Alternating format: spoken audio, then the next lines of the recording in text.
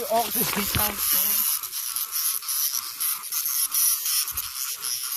ใจเบียกลางปู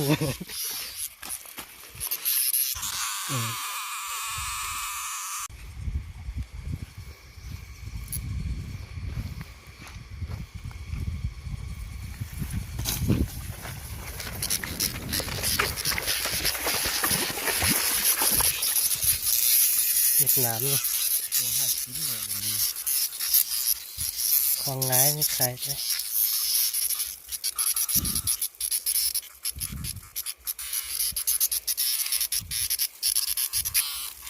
ตัดจับง่าย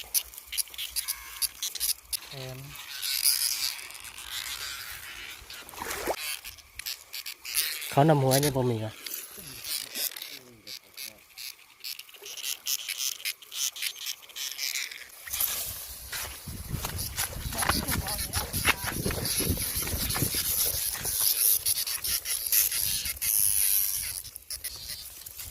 วงแท้กับเรือวงวิ่ง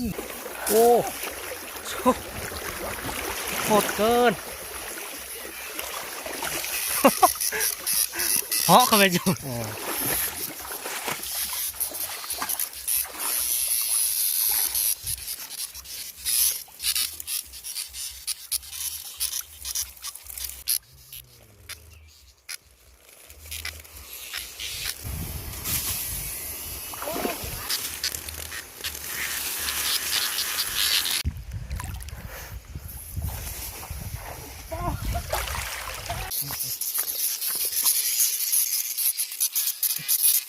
ยก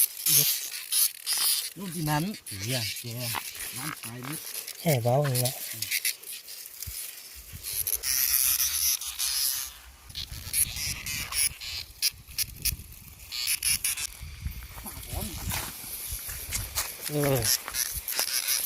ยังไข่แด้